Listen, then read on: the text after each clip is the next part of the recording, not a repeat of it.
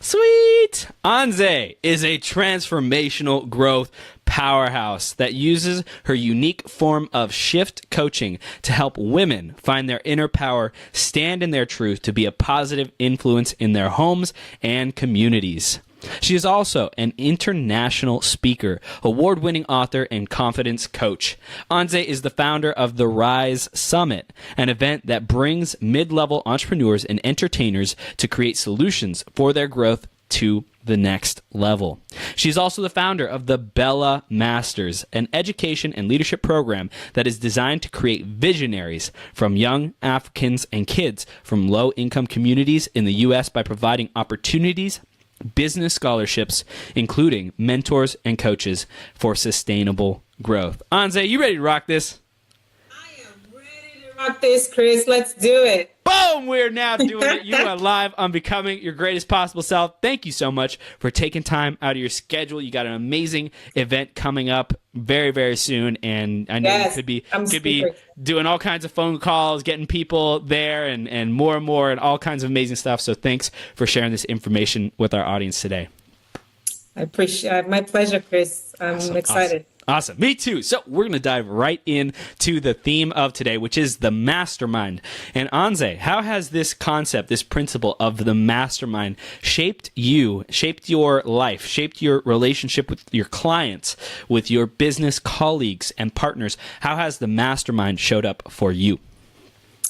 Thank you for that question, Chris. Actually, the word mastermind was not something that I actually grew up knowing or learning, but once I learned about what a mastermind was, at first I thought it was just, knowing how to master your mind. But a mastermind is being able to gather a collective wisdom from so many different people and build up on it, lay like a foundation underneath that takes a skyscraper up. And so that really made such a huge difference to me, because when how it has showed up for me is when I have an idea, the idea is just my idea. And then a combination of people that have already done it, people that have been in experience through this process, and people that have additional ideas, maybe have never come across this, but maybe something struck them and it makes it sound so much better. A combination of this wisdom brought together makes it so much better for me to be able to use it to present whatever solution it is that I'm presenting to the audience that I have. So the mastermind has been amazing in terms of the fact that I have been able to learn from experts, amazing leaders, and I've also been able to humbly learn from people that may not be in the same field that I'm in, but also just provide solutions and suggestions that can make the idea much, much bigger than what I had. Beautiful. I love that. And what I hear is that without the mastermind, like the scope and possibility of an idea would not be able to reach its potential, because like on our own, we're one person and we can dream to a certain level, and it's with the collective, when we align with the right people. Like I know you've supported me and encouraged me and had me dream bigger and empowered my dreams and my visions. So in a sense, like we've had a mastermind where, my fire was lit even more, and I was able to reach for more and empowered and wanted to produce more, take more action. So having those people around us is so important to be able to achieve like the heights of what we can truly accomplish as human beings in this lifetime. So that's what I hear, and I really align with that as well. So why don't you share a little bit more about your transformational coaching and the shift method and the RYSE Summit that you got coming up and everything you got going on? It's really spectacular. Thank you, Chris. And yes, you really are one of those people that I admire watching, and I admire watching your growth. And as far as what I do, the RYSE Summit, RYSE actually is RYSE, and it stands for Renew Your Spirit of Excellence. And transformation for me is, I believe that nobody remembers, the desks that they sat in. Like Jim Rohn would say, you won't fit in that desk that you were in elementary school. Yeah. Nobody remembers those things, but we remember some of the experiences that made us feel like we're growing, made us feel like we've overcome. And so transformation for me is really looking at a situation and asking, what problem can I solve here to be able to take this person to the next level and make a shift? And it has been, I come from West Africa about 16, 17 years ago. And being away from family I found out that I was by myself. Being alone, not having family, they say family, you can't stand them, you can't live without them, right? Because they'll annoy the crap out of you. They're the only people that are legally allowed to irritate the crap out of you, and they're not going anywhere. But if you have a friend or somebody else, a coworker that does something that's really not, that doesn't really jive with your energy, you can walk away from it. But you can walk away from family, but you're always still tied to them by blood. So for me, I watched my transformation over time without my family being present. And I realized that it was a bunch of solving problems, just solving problems over and over. Solving problems for myself helped me grow. Solving problems for other people helped them grow and helped me grow even better. So that's what I do with my coaching program. It's actually the shift matrix. The shift is a pattern for me. I learned that from some of the challenges that I went through. I was trying to fit myself in my African mind and also trying to assimilate in the American system. And so it's like two different worlds, and those two do not jive. But then I had to figure out what's the foundation of just being human. Like, you can come from India, from Asia, from the United States, from Africa, and can still fit in any environment that you find yourself in. So there are 5 things that I teach in the Shift Matrix, which I'm really happy to offer a free session for anyone that's interested. But those 5 things that I teach is pretty much those foundations that I found that it made me survive anywhere. And this survival was what helped me to overcome the issues that I dealt with on a day-to-day basis to experience transformation. So I'm curious because, sometimes we talk about like the fight, flight, or freeze, and kind of like that animal brain. Like, is survival and creating that survival instinct and pushing and driving harder, is that or like even being pulled towards a vision, is that like the survival? Is that different than like thriving? How do you distinguish the difference between kind of the more animalistic survival and then the thriving of flow? Like, is that, can you achieve flow through that kind of survival as well? Yeah, I believe that what you're asking is context-based, because there are times that you will survive situations where you need to push yourself. You have to have that animal instinct. For example, the event that I set up, there's so many things that I was struggling so hard to be able to grow in. And there were so many people that I had paid money or associations that I got in touch with to set up, and it didn't work out. So for me, I said, okay, so this is an opportunity for me to see if I really wanted this, or if I was just looking for somebody to, hold my hand to get there. And so I decided that I was going to create a challenge for myself to solve a problem. Now that pushed me to do things that normally I would not be able to do in my own comfort zone.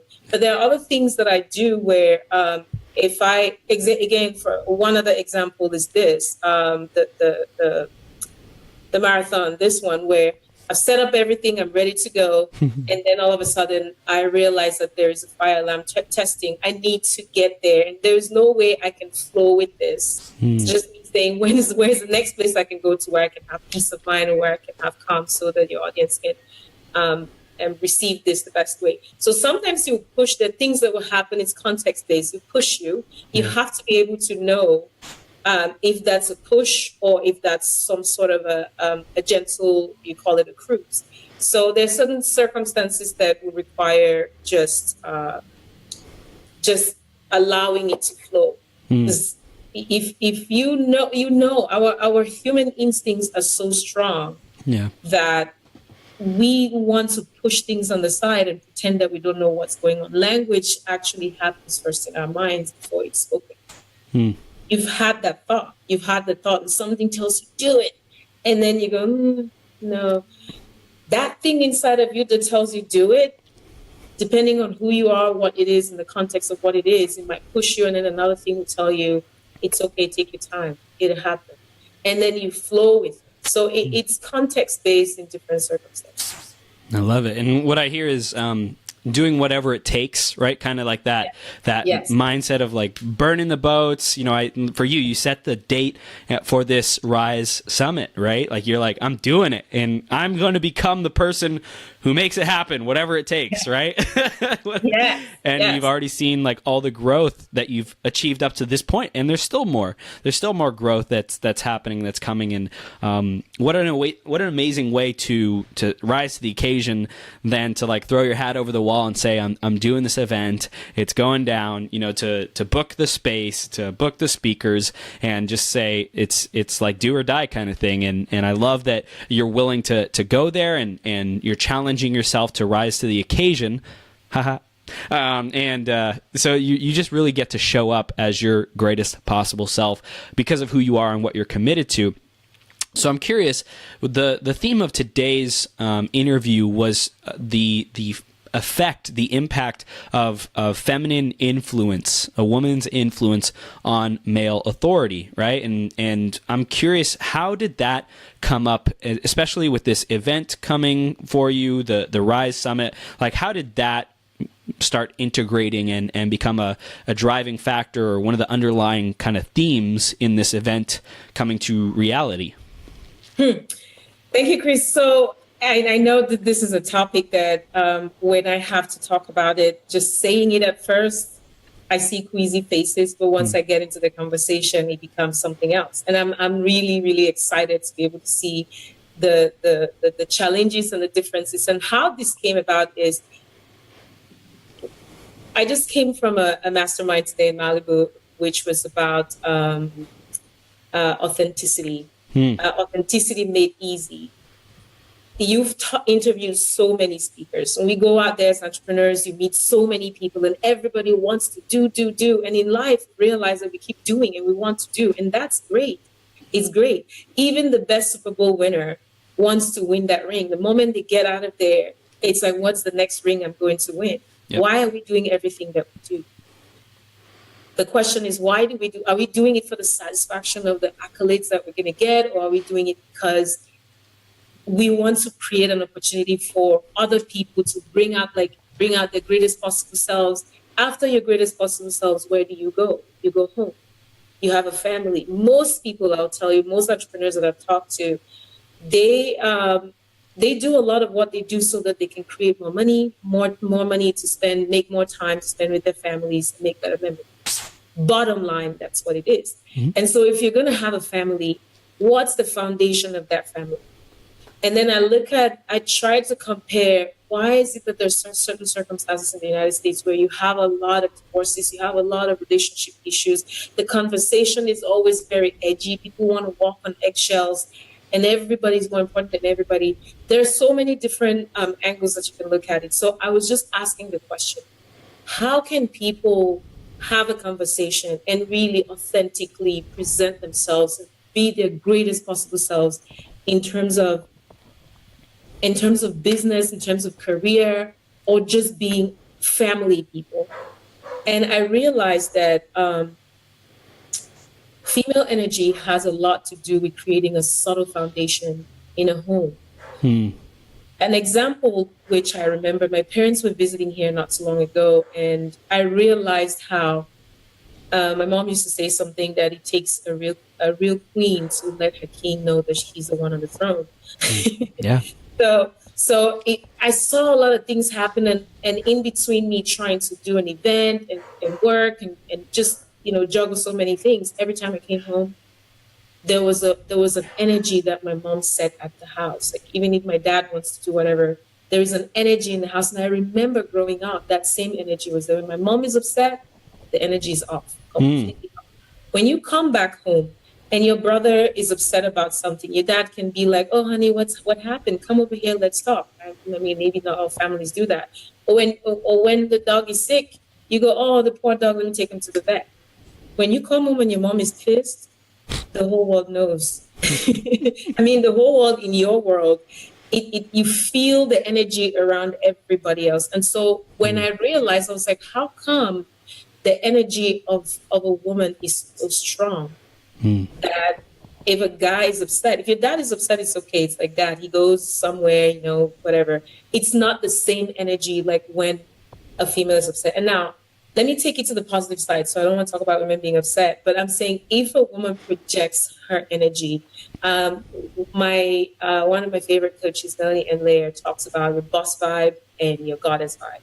Mm-hmm. So most of the time, when a woman is projecting what Melanie calls your goddess vibe, which is who we are, like projecting who we are on the inside, in a home, mm-hmm.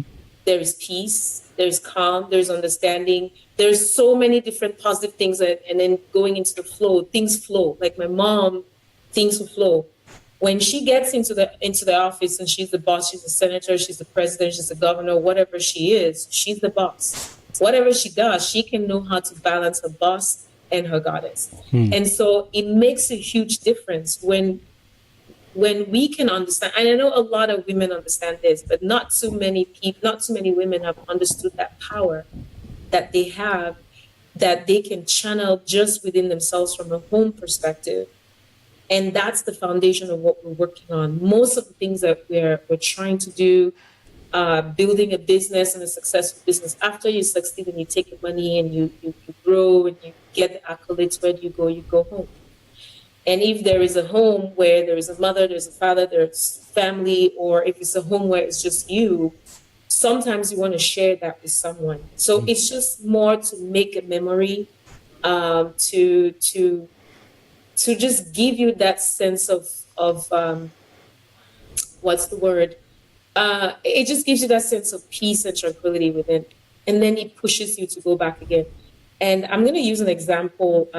One of my favorite examples in this case is Michelle Obama. And when I watch Michelle Obama and I see how she is and how she carries herself, and you look at Barack Obama, when they ask Barack Obama a question like, would you run for president again? He doesn't say, no, I can't. I want somebody else to do it. I'm not going to take care of my family. He says, Michelle would divorce me. What I see, what you can read from that question is, it takes a Michelle for me to be a great president. It takes the power of a female authority on male influence for a man to, how do I explain? So female influence has a huge impact on male authority. Yes. For things to flow. It really does. Again, going back to the house where your mom, if she's upset, everyone is upset. If she's happy, everyone is happy. And if we as women can understand how that energy is something that we can control and we can bring to our homes, we can bring it to our jobs, because sometimes it's left only at home. And then when we go to the job, we want to remain the boss, and we don't realize that you're still the female. Your energy still has a lot to do with that environment where you're in. It affects your community, it affects your business, it affects your career, it affects wherever you are. Yeah, so, and real quick, one of the earliest sources of this was sexual transmutation in Napoleon Hill's Think and Grow Rich, right? Like, it's the power of this harmonious energy that gets created through love, through the synchronization of two people, man and a woman, who have that strong attraction for each other. So that's one of the earliest sources. So how, I want to kind of take another perspective of it. How do men succeed without the woman in their life, and how do women succeed as themselves, stepping up as their own source of influence? And do they need a man to be able to maximize their output and their impact in the world? I'll answer the first question. How do men succeed without a woman? I would say that when I talk about female influence, it's not limited to just the romantic influence of a female. It can be your mother, your sister, a friend, female, who understands and can hold you in that nurturing space. And it makes a huge difference, because when one of the things that one of the things that I live by is, when you're loved, it gives you strength. When you love, it gives you courage. And so when you feel loved by someone, it gives you the strength you want to. That's why most people, when they get into a new relationship, it's like, the world is behind them and they're like way up in the sky, right? Cloud nine. But when things are not working out, it feels like they're underneath the ground. So when you feel loved, it gives you strength. And when you're able to love somebody, it's like you're taking your heart and saying, this person, who they are with their imperfection, I can still love them. It gives you courage to say, despite, all of their imperfections, there's something great about them that I can admire and appreciate. And then going back to how can a man succeed without a woman? Yes, that's the truth. And same for a woman. A woman can definitely still succeed without a man. But that now takes me back to the original point where I was saying, why are we doing what we do? Because I've met with a lot of millionaires. I've met some billionaires. I've met successful entrepreneurs, celebrities. I've met ones that have really built something great for themselves, succeeded, but they feel alone. And the way they communicated their energy, their perspective, and it even goes, let me go up to the level of thinking about Robin Williams, someone that I loved so much. What would it take for somebody who is so amazing and presents so much good to the world to want to say, I need to take my own life? It's hard to say. He's successful. He built his own success. He probably he had a lot of women and people that surrounded him. But again, you can still make that success. But if the influence around you is not felt the way you want to feel it, or the way you need to feel it to sustain you, it's just collecting trophies, and you can't take it with you. When you go, you leave the trophies here. They're just pieces of ornaments that are designed. It's great. It gives you a momentary good feeling. But after a while, there's really, you just want to find the next thing. But one thing that stays forever and that lasts a long time is who you are, the memory that you make with your family. You can go and come back always. When you visit your parents in Texas, you always go to Texas to visit. But if you get an award in Texas, you will not always go back to Texas to get another award. It can be another award in different places. So going back to the woman, can the woman do something, actually succeed on their own? Yes, I've succeeded on my own without a man in my life. But would I prefer different? Yes. And there are certain times when I would rather be in a place where I don't know, because success is also context. It's also in context. I would rather be in a position where I am giving support to someone, where I am seeing how they're growing. I'm seeing how I'm influencing their authority in any area. When I talk about authority as well, doesn't always mean authority in them, yelling and screaming or being a boss. I just mean authority as in who they are, projecting their greatest possible self. Their presence. So exactly, their essence, exactly. So women can succeed, and tons of women are doing that today. A lot of women are doing that alone. A lot of women are raising children alone. Some men are raising children alone. But the question is, what's better than that? Is there something that they would prefer? Because that's the circumstance. That's circumstantial. Where they are, it's fine. And so I believe that if I know how to channel the right energy in me to be able to put it behind someone that I know will stand tall and he will do much better. It doesn't take anything away from me. It doesn't stop me from being who I am. It doesn't stop me from pursuing my own goals. It just means that I know what my power is. I know how to use it the right way. And it helps them also to be able to have a peace of mind where they can come home to peace. They can connect with somebody, or let's say you go to a job and there's some lady at your job that you like, and she's just there not because, there's just that energy of I'm happy that I'm able to come here and meet this kind of energy. And I think that we can all succeed. Men and women can succeed alone, but the question is that really what they want? Would they prefer better? And if they prefer better, what would better be?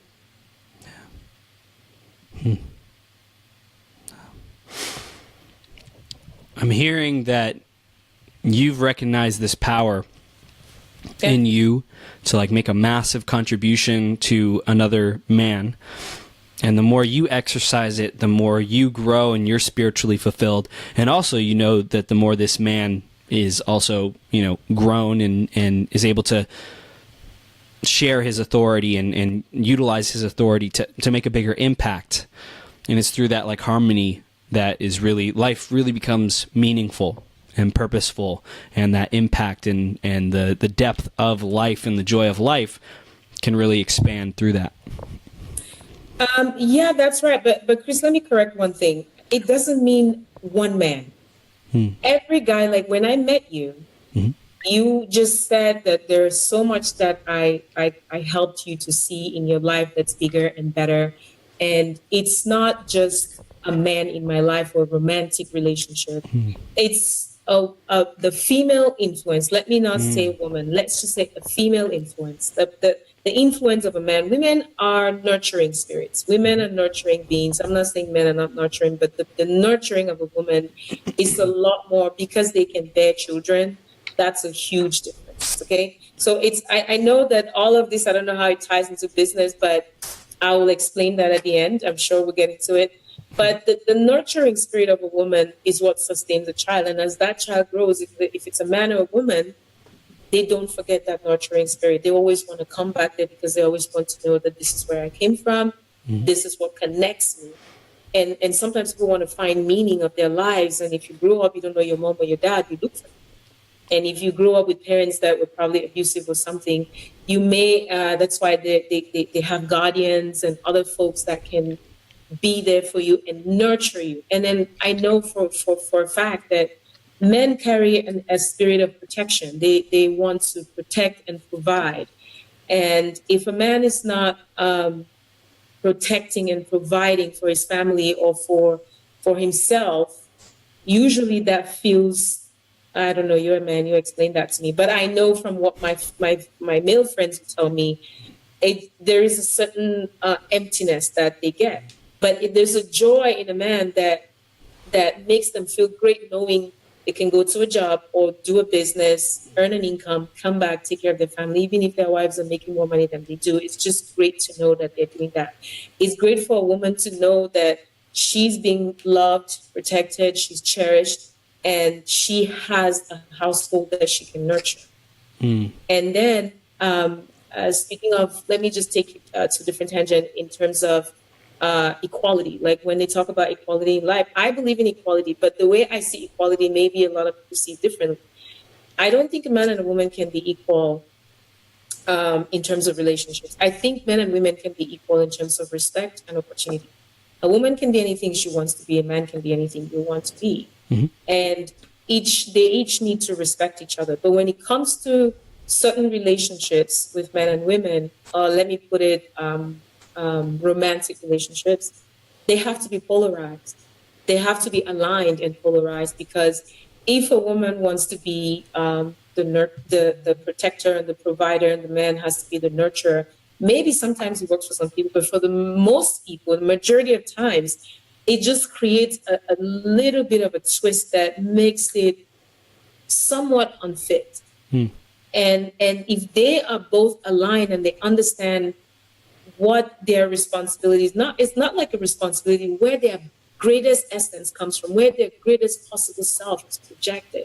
When a woman is loved, okay, there is no way that she would not give back to the person that gives them love. And when I talk about love, I mean whether it's her dad, her husband, her brother, her colleagues. The energy is completely different than when she feels apprehension.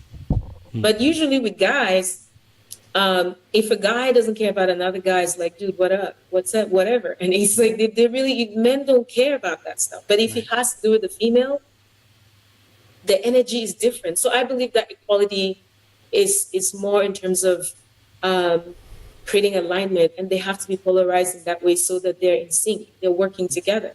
When one person is being the everything, and then the guy doesn't have a place and he can't talk, or the guy is wanting to try to overpower, abusive and all that stuff, then you find tension. And when that tension happens, the woman wants to shift, it creates a bigger issue that, and again, how I can tie this into what I'm saying, what I'm doing as far as my business is, one of the biggest things that we really want to have is going back home and having a peace of mind, making a great memory with our family, having time to spend with our families. And if we have that opportunity, how do we make the most of it? By knowing and understanding what our purpose and our essence is as a person. We can make as many funnels and as many events and as many, social media, masterminds, whatever. It's great. It pumps you up at that point in time. But when you go back home, what happens? There is something there that's the foundation of what makes you wake up and want to run out there and want to get things done. Mm-hmm. Most people will tell you the power of the relationships that they have has a lot has a lot to do with what drives them. A guy will want to get a beautiful sports car, gives him that, oomph and energy. But what makes it even better is most likely if he has his girl driving with him, or a big house, it's just a house if there's no peace in it, but it's a home if it has nurturing in it, right? And so why would somebody want to why would I want to go create an event and go through all this trouble and stress and everything when I'm gonna come back to all that craziness? If it doesn't give me the desire to want to come back and find something to make more time.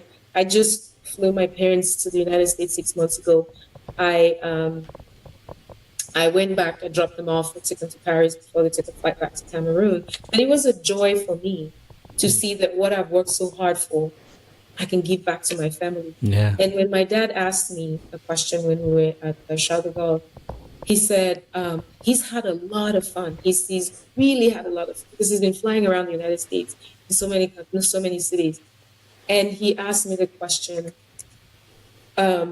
what's the one thing that I like the most about the fact that they were here? Because I haven't seen them in like 14 years. Great question. Yeah.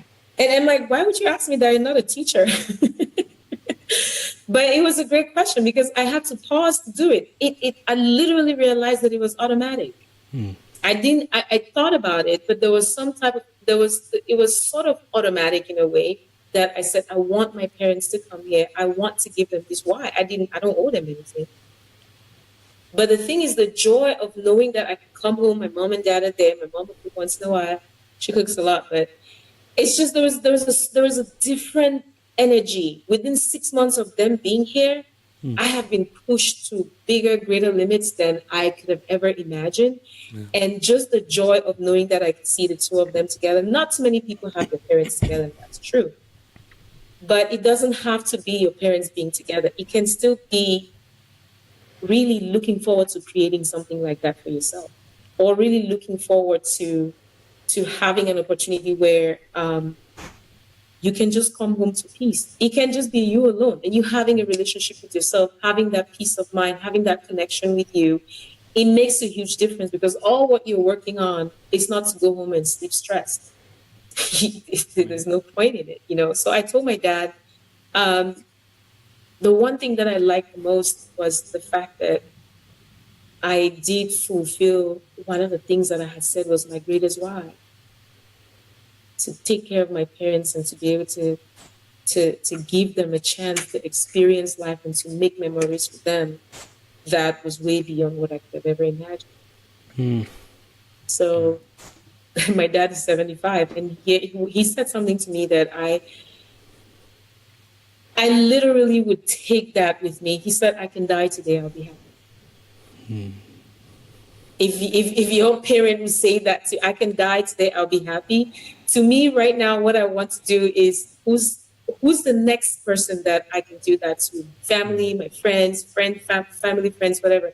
But I believe that everything that we work so hard for is to be able to come back home to peace, come back home to time with loved ones, people that we can make great memories with, and go back and grind and come back to it, go back and grind and come back to it. And I think it's great that, as entrepreneurs, we push boundaries and do all this stuff. But I just really say this so that we don't lose sight of what's very important, because sometimes we forget. And then we go out there and chase and do, and we forget to be. We're human beings, not human doings. So we do so much, and we do. I want to do this, I want to do that, and I have a long list of things that I'm doing. But if I have to drop them and just spend time with my family, it would cost me a lot, but it would give me so much more sustenance, and you give me so much more power and energy to be able to get back.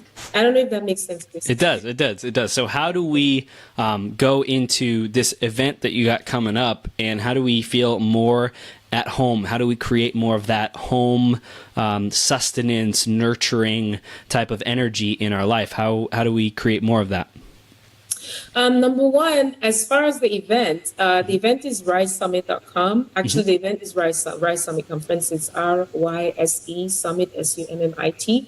And if you go to RYSESummit.com, you can sign up. But we're offering a discount on the tickets now for 50%. And that's for anybody that signs up between now and Friday of next week, which is the 23rd. And so from the 24th and 25th, it will go back to the original price. And another thing that I do create an opportunity for people that cannot afford it. There is a process that we go through to be able to qualify them to get sponsored tickets. Send me an email to info@rysesummit.com, and I'll be happy to go through the process with you and provide you with a free ticket. The speakers that we have at this event are speakers that are mostly known, but from the conversations that we've had about this event, Laura Langmeyer, for example, she's somebody that I've learned from. I did pay for her program one time, but one of the things that stood out for me with Laura is her passion for her family. First time I saw Laura speak, her daughter, I think it was her youngest daughter that was there at the event. She was going around handing papers and all that stuff. But imagine the experience that she was creating with her family. And she and all her kids, they go out to her events, and she talks about the fact that going home to Nevada, Lake Tahoe, I think, and that's peace for her. You know, and going back to that's peace for her. So she's coming from a place of really honing in on what's really important. Because when you know what's really important, it pushes you to make sure that you set up the right business, you make the right kinds of profits, you plan properly, you invest the right way, you're connecting with the right masterminds, you're doing the things that you're not complacent. Let me put it that way. You're not complacent. Your mind is focused on the outcome. Outcome of this is you want to make enough to be able to have enough time to spend with your family and make more memories. And so there are other speakers like Bill Walsh, who's there, Peter Anthony Wayne. Peter Anthony Wayne also has an amazing story with his family that he's going to be sharing. But Peter runs an organization called You Will Change the World. Peter used to be Tony Robbins' PR, and to know that he's gone around the world and done all this work and made millions, and then come back to that same place that I'm talking about, family. It all ends with the people that we love. And so all of the stuff that they do, at the end of the day, Peter will not flinch 1 second. If his daughters are calling for something, or if his kids need something, everything about business will drop and they go back to family, because that's what's most important. That's what we're working on. So the RYSE Summit, RYSE stands for Renew Your Spirit of Excellence. We all have excellence in us. But as we're growing up over time, things may come in the way, which we'll look at as problems, but these are opportunities. Problems are opportunities. In my book titled From Struggle to Strength, chapter 1 talks about how to create opportunities, to see the opportunities and the problems that you have. Once you solve the problem, you've created another opportunity for yourself to grow. So another speaker that's coming is Alison Shreve. She's coming all the way from Australia. I'm really excited to see her. And we have a few other speakers, and we have panels and doing workshops and breakout sessions where one of the things that I'm really passionate about in this event is to give people an opportunity to see how they can apply the things that they learn right away. Because I've been to so many events with a lot of great speakers and gathered a lot of amazing information. And then I go home and I go, I forgot. I don't remember all of it, and I don't have time to even review it or read it. But once I start applying it right there, it makes a huge difference, because I have that impact. And then I now start wanting to doing it more and more and more. So it's going to be a great event. I really look forward to it. It's been a long road just planning it. It's not easy to bring up an event, but I'm grateful for it. So Awesome. Awesome. Well, everyone listening, definitely check out RYSESummit.com. And there's some amazing speakers there, so you definitely want to be there to learn from them and Anze herself to create this home environment, get recharged. And my gosh, I love the concept of implementation right away. That is everything. And I know we discussed that and how important that is about an event. So everyone, take action, get to this event. It'll be a blessing in your life. And Anze, keep up the amazing work. Keep creating, keep empowering men and women all around the world. And I'm excited to see your journey unfold and see you blossom and impact millions and millions of people. Yes, and yes. Thank you, Chris. I do appreciate you. If you may give me a minute to just edify you. I have seen you. I have seen your fire. I think I'm not the only one that has seen your fire. There is fire in you, and the world has not seen anything yet. There is a beauty in just seeing authenticity and potential in somebody that, it's like you've talked to me about different challenges you've experienced and things will kick you in the butt. But there's one thing I know about you. You're resilient. You are resilient. Your mind does not, it's like if somebody shows you an opportunity that's maybe bigger than what you've comprehended, you never say no. You're always like, yes, let's do it. That always excites me. And so I want to just say that you're a phenomenal human being, and I appreciate you. And I appreciate what you're doing to provide a platform for a lot of people, speakers, entrepreneurs, business owners, to actually even be here to talk and to go through this time. You're sacrificing your time and sacrificing, a lot from your own self to be able to make other people shine, to solve problems for other people. And I just want to say thank you. Awesome. Anze, you're the best. Keep up the amazing work. Keep becoming your greatest possible self. Have the best day ever and crush your event. I know you will. And we'll see you soon, okay? Thank you, Chris. All right. Bye. Bye-bye.